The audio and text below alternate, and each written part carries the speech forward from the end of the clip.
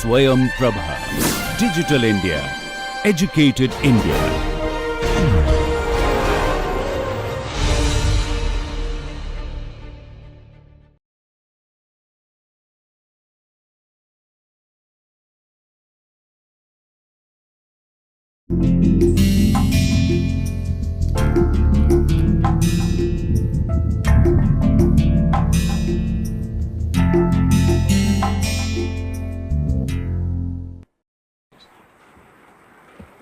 Okay,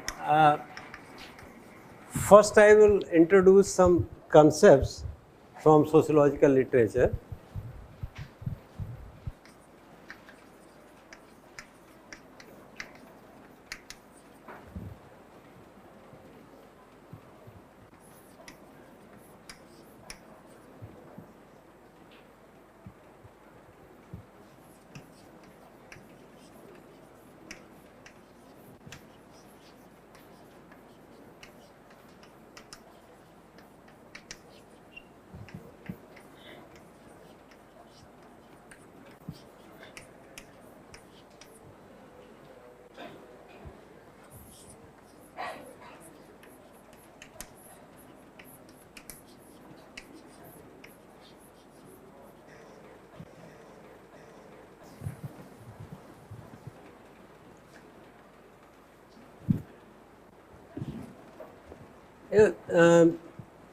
These are the terms which will be found in textbooks of sociology when you read on work. Guild is an organization of those people who are engaged in the similar kind of activity. And they are all outside the agriculture.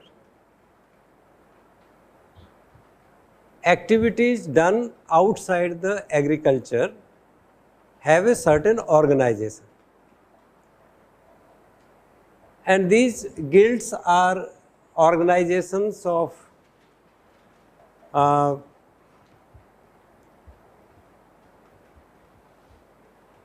the people involved in the same kind of craft. And they deal with all kinds of activities connected with the craft. For example, there can be a guild of blacksmiths, guild of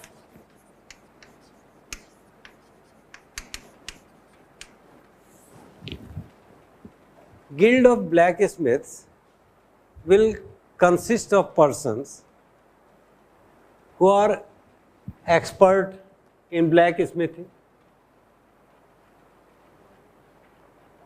more experienced, more mature workers, some relatively less mature workers, some new recruits, apprentices. And this guild will also include those people, you can call them masters, who will arrange for the money required for promotion of blacksmithing. There are lots of people involved in blacksmithing. There are some people who will arrange for money, some experts, some senior level of blacksmiths, some blacksmiths who have the ability to diversify into new areas or to meet the requirements of new industry. In the process of industrialization, requirements of industry are also changing. Blacksmiths who made simple agricultural implements cannot make railway lines. So they also need to do some kind of research and development activities. Then somebody who will connect blacksmiths, group of blacksmiths to market, to common people.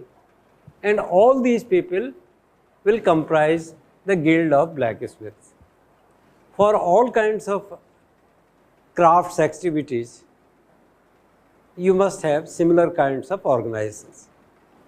There were also organizations of traders. Traders Guild. So guilds were guilds of artisans, craftsmen, and also of traders who organized business, trading,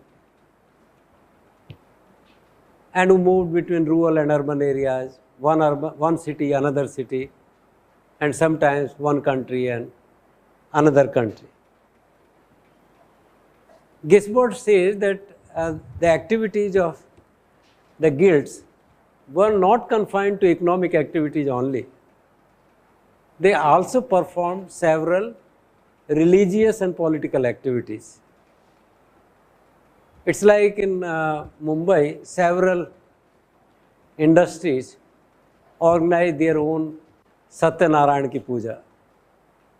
So different guilds were associated with different sects and denominations of Christianity, and they organized religious activities. They also took up social action or voluntary activities or welfare activities in the interest of the workers and society. All those who were connected with this, there was some kind of hierarchy too. A new recruit does not have the same power, knowledge, resources, money, connection with society, participation in religious activities, and access to market which an experienced senior person has or the master has. So there was some kind of hierarchy. And these, what characterizes guild from other forms of organizations of work, that guilds were independent units, oftentimes less hierarchical than other forms of organizations of work, and they took up specific activities of their craft or trade. Merchants guilds and blacksmith guilds, like that. Laissez-faire is another central concept of sociology of work which is connected with capitalism. According to this, two things which characterize the idea of laissez-faire is logic and interest.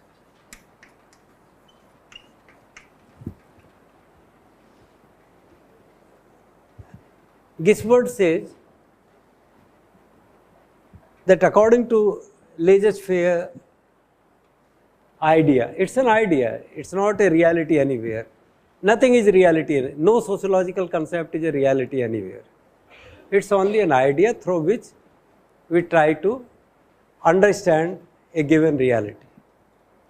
According to this idea, society consists of a large number of, Gisbert says, hordes, H-O-R-D-E-S, a large number of individuals who remain disorganized. Society consists of a horde of disorganized individuals, and all of them work independently to maximize their own interests. And everyone is rational, logical. Actually, according to laissez-faire philosophy, that society will be best in which there are no governmental or social restrictions on economic activities. This is the principle of capitalism. What is capitalism? Capitalism is based on competition.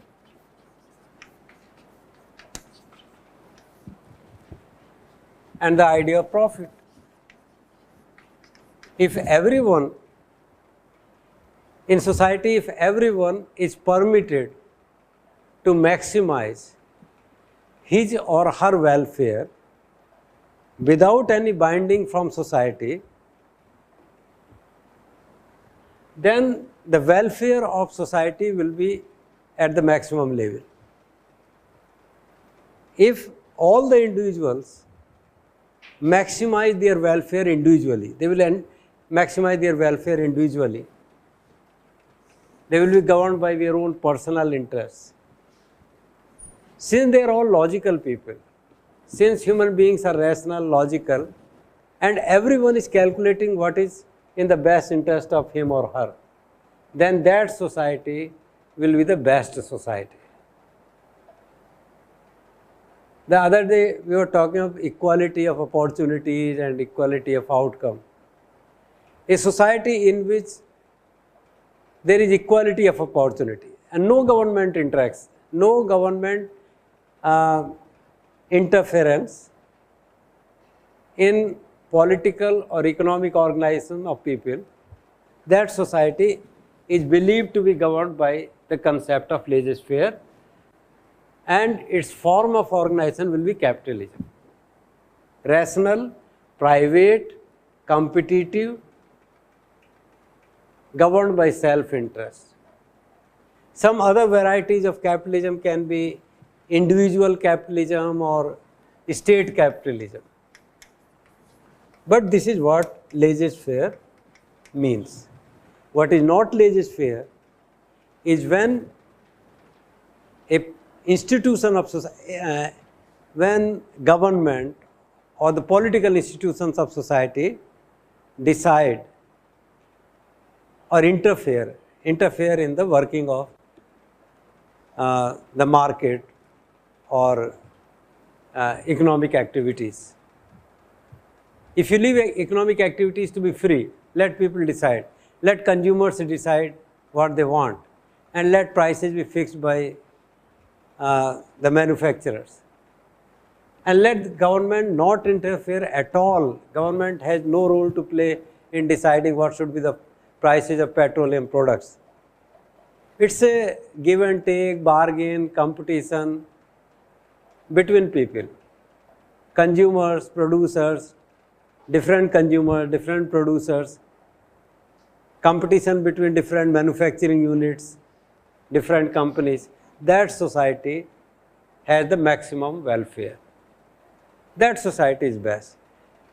Capitalism is justified in our times also on the basis of this argument, that any intervention by state is not good. It's not going to promote the generalized interest of people.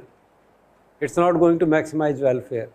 Only when all the individuals are free to maximize their welfare without any government intervention, that society will be best. Other organizations of work apart from capitalism are state capitalism or socialism. In state capitalist society, state itself acts as a capitalist. State may compete with other private industries, or state exists in the same capacity, exactly in the same fashion in which private industries or private organizations exist. Today you do not find examples of really operational capitalist, state capitalist or socialist economies. What you have is mixed. India from the very beginning after independence opted for a mixed economy. And Nehru was a strong advocate of that we must have the benefit of both private industry and some industry in government sector. He knew that private industry could be more efficient, and therefore from the point of view of the nation, he permitted private industry to flourish on its own terms, though of course regulated by the wider socio-political, economic, constitutional framework of society.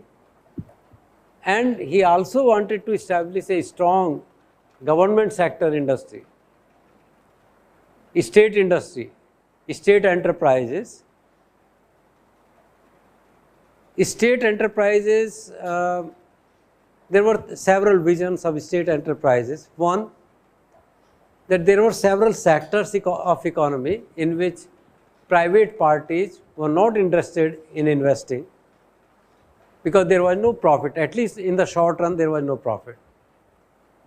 Private industry or our industrialists, Tatas, Birlas, they were not interested in building roads, in supplying electricity, in constructing houses, in building railway lines, in shipyards. So those things, particularly infrastructure activities, in which there may be no profit in the short run, then government, Pandit Jawaharlal Nehru thought that these kinds of activities must be developed in the government sector. So private and government sectors will flourish side by side. Private sector for economic growth, economic development, government sector because there will be some sectors of economy in which private parties are not interested. Government sector was also important for the reason that there are some areas, nuclear energy, defense, in which a high degree of secrecy, confidentiality of activities, research, production, safety standards have to be maintained. Defense. So in areas of defense and in such industries, energy, nuclear energy, power, defense related research, where more secrecy is needed, government must establish its own units.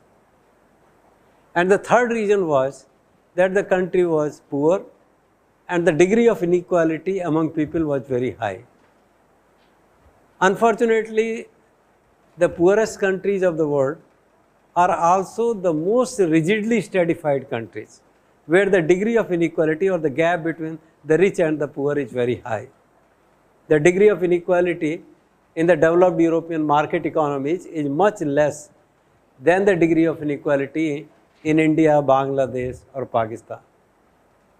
Poor countries have more inequality than the rich countries. So to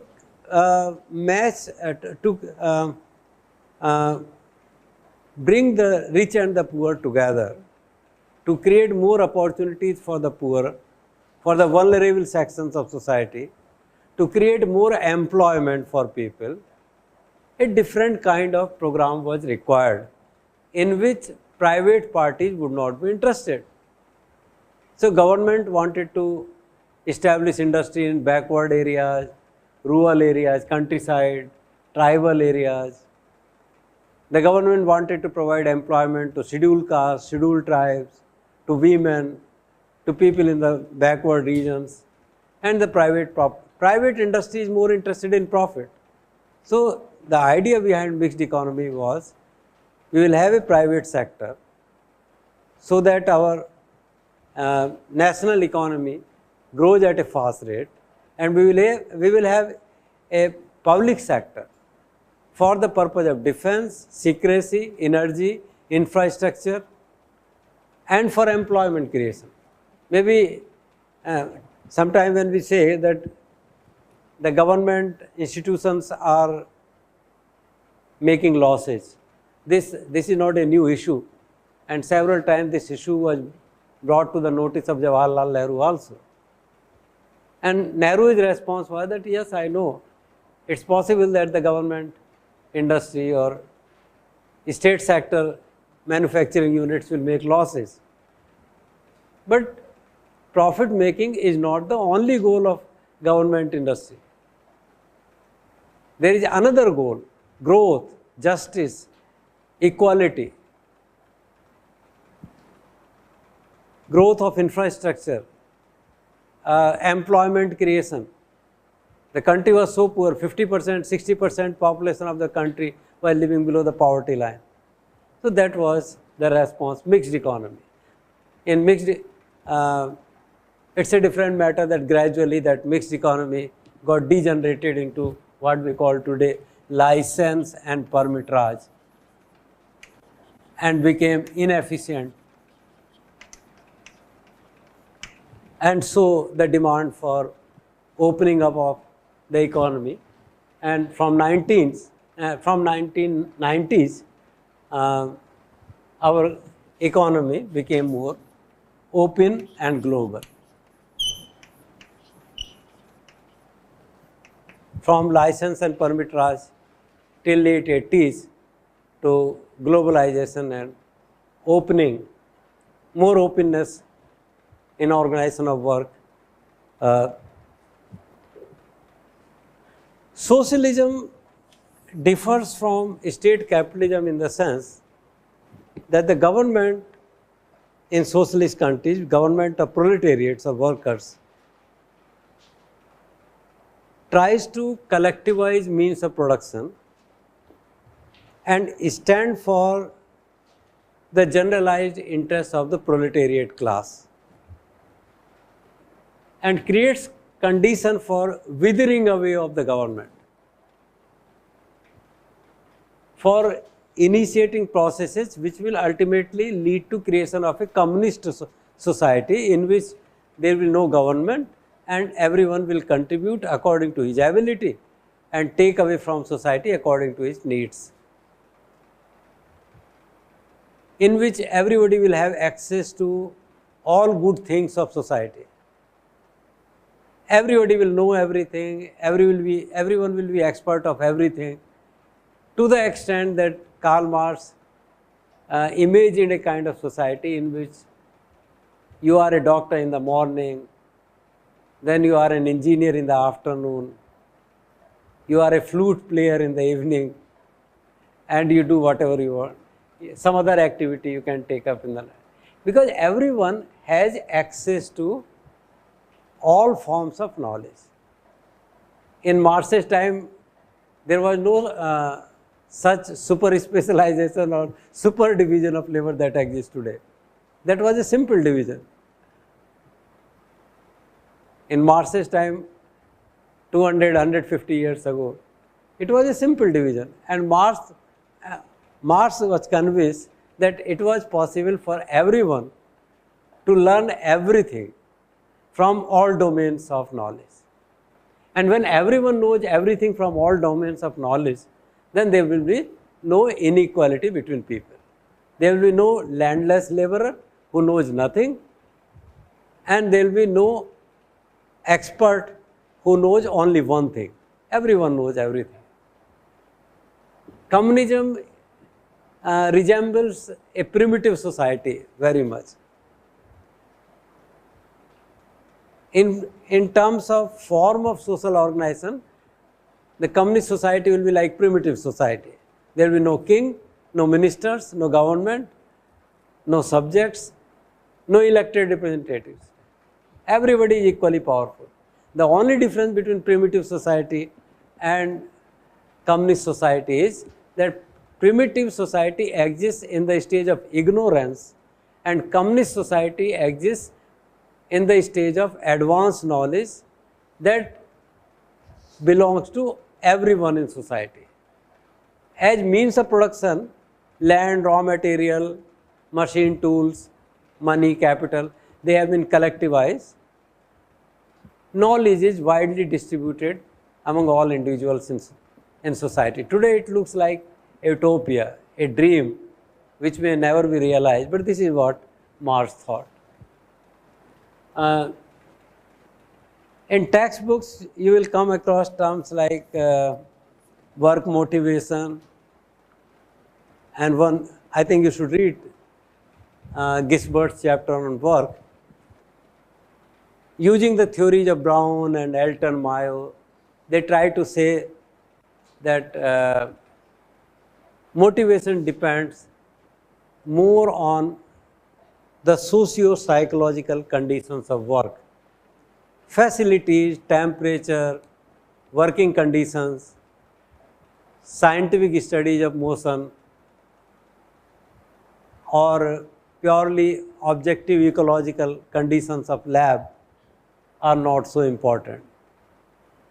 Though they qualify by saying that unemployment is a significant factor in motivating people to work. That if they do not work to the satisfaction of their employers, they can be removed and they become unemployed. So unemployment may be a negative motivator, but actually in Gisbert only a few lines are given. You read these things. You read Brown's ideas of, there are 3 points based on Elton Meyer. Gisbert does not give the background of this debate. The background of this debate is that at one time, around 50 years ago, there was a big debate in industry, in management circle, in social psychological circle, what determines work motivation? Why is it that some people produce more, some people produce less? What explains productivity? And in those circumstances, some people who believed in pure objectivity and scientific management processes started experimenting whether working conditions, temperature, lighting, and other environmental conditions matter. Some people believe that work can be scientifically structured. So the theory of Frederick Taylor's theory of scientific management. But social psychologists like Elton Meyer, they suggested that no, motivation does not depend on working conditions. Social psychologists made a difference between two types of motivators. One they called hygiene factors. Gisbert uses the term negative motivator for that. Hygiene factor and motivators.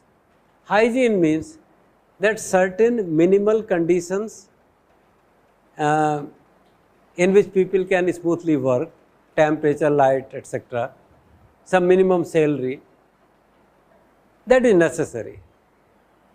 And he called them hygiene. Hygiene means that if you do not maintain the hygienic standards, that you do not give at least this much of salary, and you do not maintain this much of temperature, if you do not maintain this much of lighting at the workplace, then the work will suffer. But further improvement in these things will not increase workers' productivity. For further development of productivity or for making people more motivated to work, you have to depend on other rewards. These other rewards are competition, praise, self-esteem, appreciation, recognition, and opportunities in which people can take risks, prove their individuality. Means the motivators are socio-psychological, from which a person feels good. And it's like, if I apply this to Indian condition, then salary will be, Gisbert also says that salary is not so important. Salary is important only in the sense it's a hygiene factor. If you give only 5,000 rupees per month to a BTech qualified graduate engineer, he will not be motivated to work. That is true. So some minimum salary has to be maintained.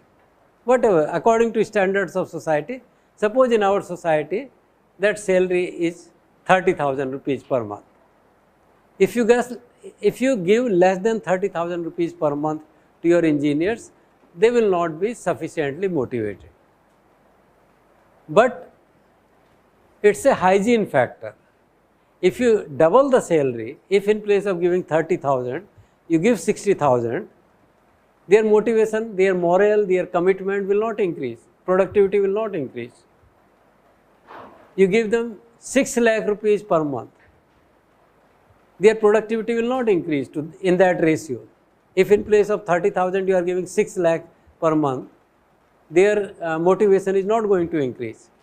But if you give them other kinds of rewards, or to those people whom you give other kinds of rewards, appreciation, praise, freedom, autonomy, opportunity to accept challenges, more adventure, threat,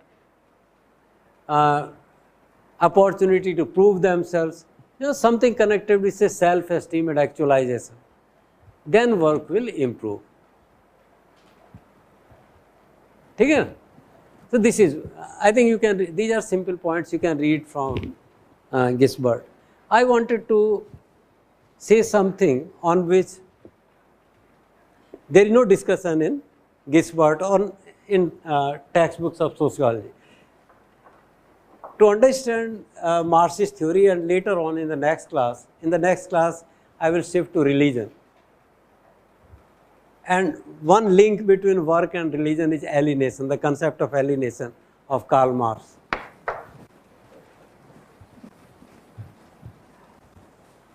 What is surplus? Using Marx's original writing, if somebody is interested in understanding the concept of surplus as expressed by Karl Marx, then he or she must read a few pages from the Capital. Capital published in 3 big volumes from Progress Publication. We have a set of this in our library. Sometime when you are free, just out of curiosity, you can read a few pages from there. Marx's concept of surplus was this, that in a market, of course, he believed in labor theory of value, and he believed that for production, what you need is an organizer or a capitalist who own means of production,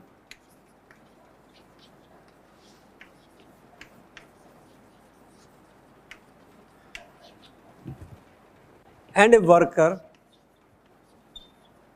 who owns labor. Means of production cannot produce anything,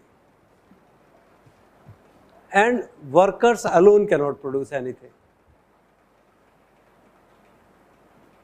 If workers alone could produce something, then why should workers come to the market to sell their labor power?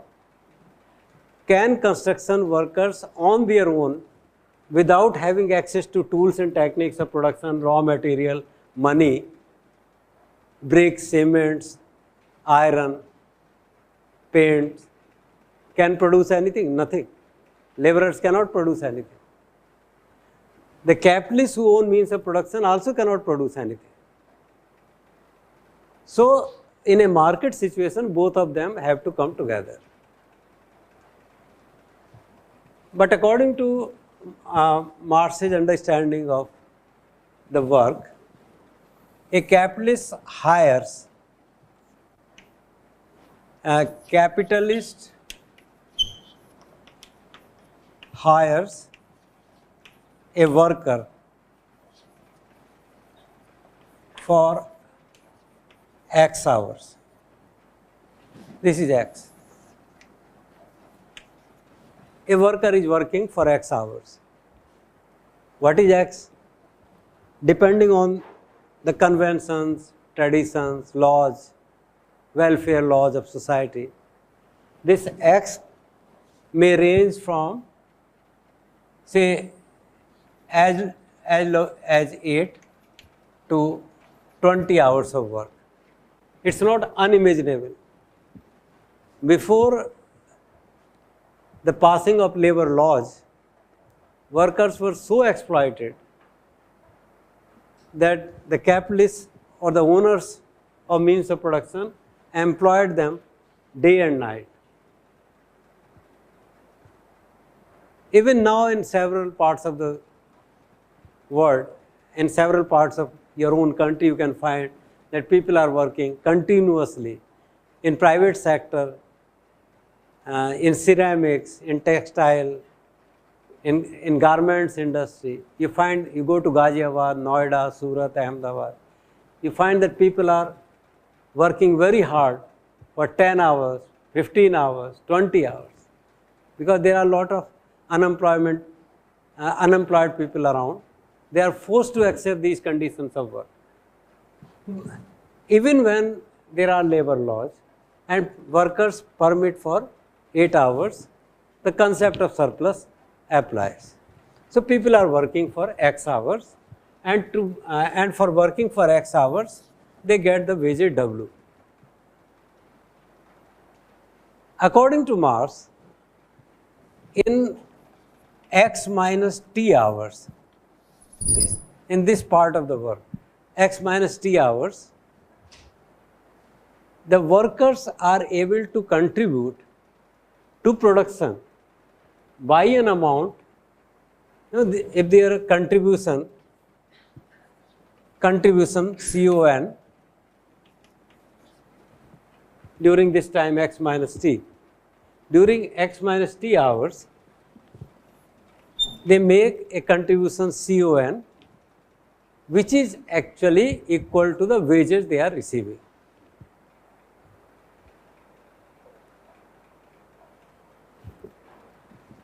Where does this part, T, what happens in T?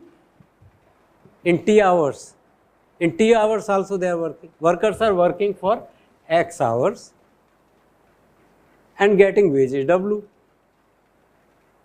Now Marx says that in capitalist industry, in time less than X, say in time X minus T, they are able to contribute to production process by an amount CON, and this CON is equal to W. In this part, in the remaining part, then they are producing something extra. Surplus. This is surplus. So if you broadly divide your capital into two parts, capital equal to fixed capital, referring to means of production and raw material, fixed capital, and variable capital, which refers to wages.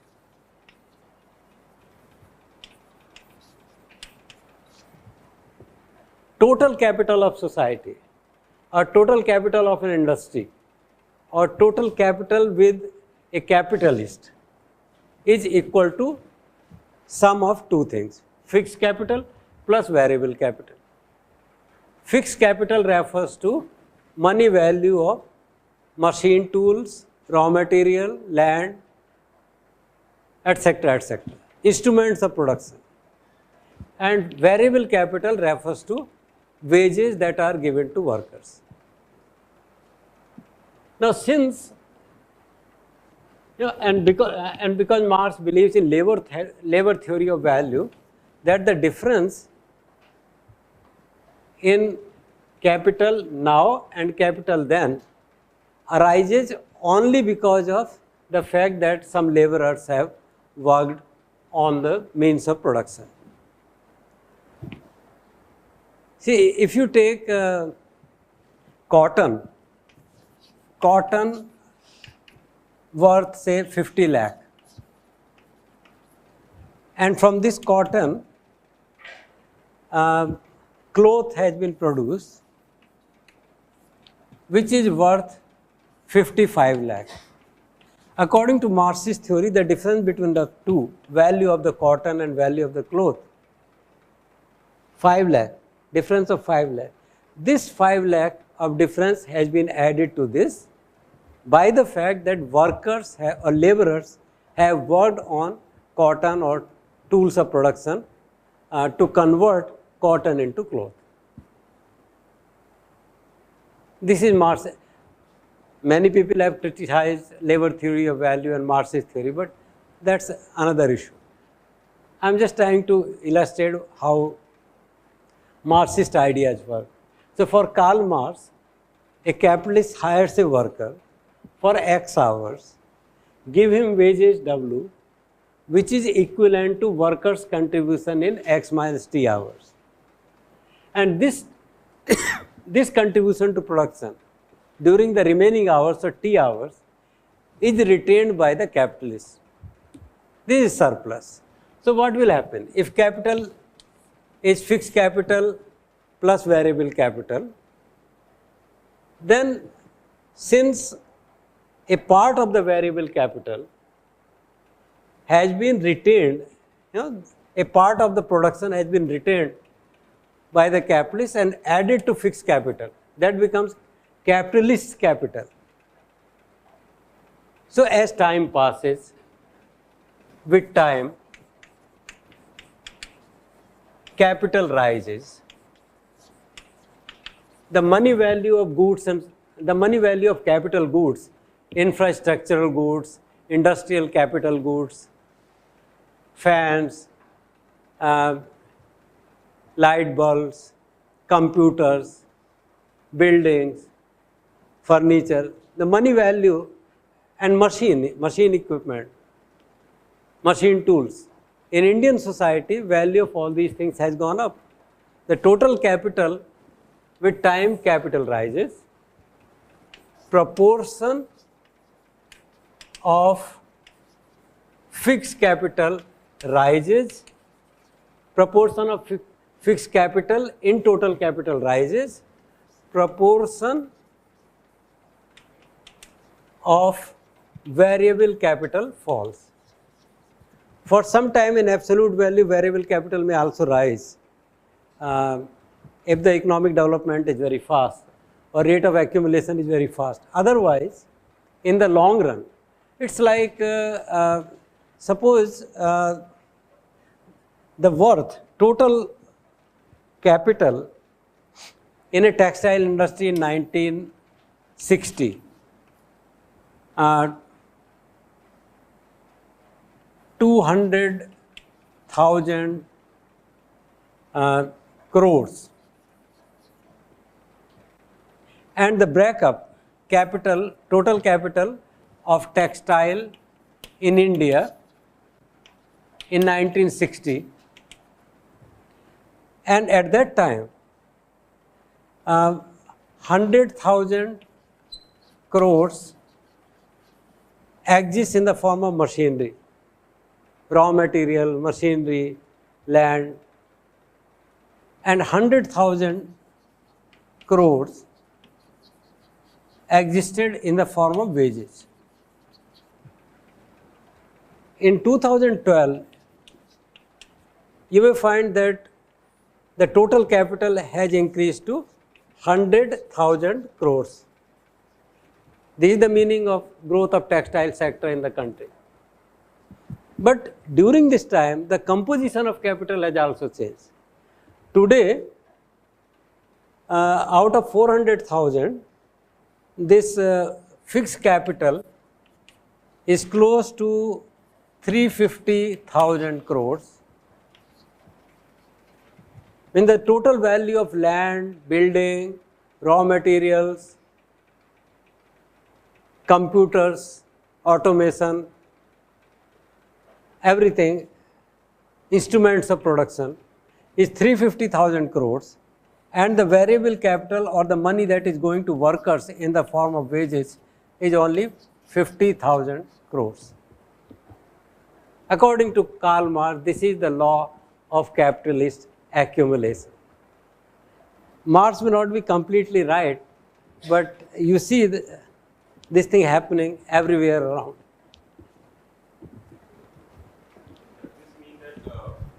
Does this mean that the number of workers are decreasing with time? It can mean that also. Today you find that everywhere in modern industry, the number of workers is falling. Some 20 years back, the total capital, the total worth, those who graduated from here in 70s, if they come, they will be amazed to see so much development on the campus. New buildings, beautiful roads, parks, more modernized labs, and so much of achievement all around. Research, number of students graduating from the institute. There is so much of development. This is what rate of capital accumulation has done. Now, from Marxist perspective, there is the other side of the coin also. According to Karl Marx, affluence and poverty are two sides of the same coin. On the other side, what is happening? That when the institute worked with regular employees, a regular employee would be getting a decent amount of salary and health facilities, leave travel concession, many of them reasonably good houses on the campus.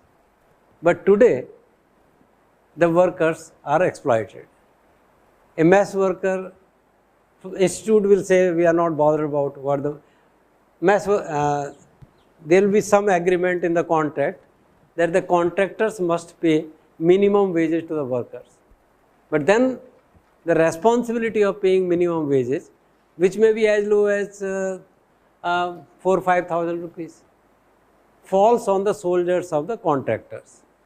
And we know that in a corrupt system like ours, on paper they will ask workers to sign for 5,000 rupees, but actually pay 2,000. So institute is developing. I am not criticizing institute. I am only making this a case to illustrate what Marx had in mind.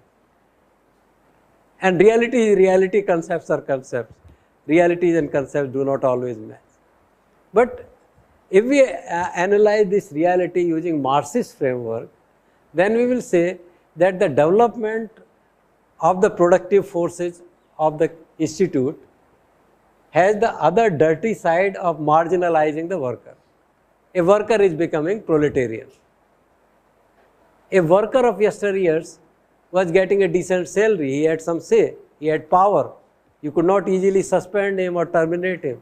He was a powerful person. He had legal protection. Today's worker gets 2,000 rupees, does not have legal protection. He can be hired and fired by the contractor anytime, does not have facilities of health and leave travel concession and other facilities which accrue to regular workers. Now, same, if you project the similar kind of situation, you go to State Bank of India and ask your seniors, institute alumni who graduated 20 years back, what was the condition of State Bank of India here? There was no computer, there was no air conditioner. And the bank did not look so good, so clean.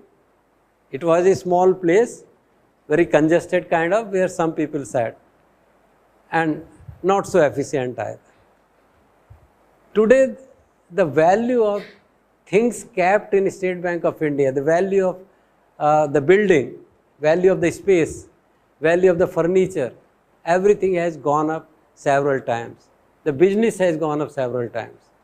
If you calculate what proportion of that business is going to the salary, to the pockets of the workers as salary component, that has reduced.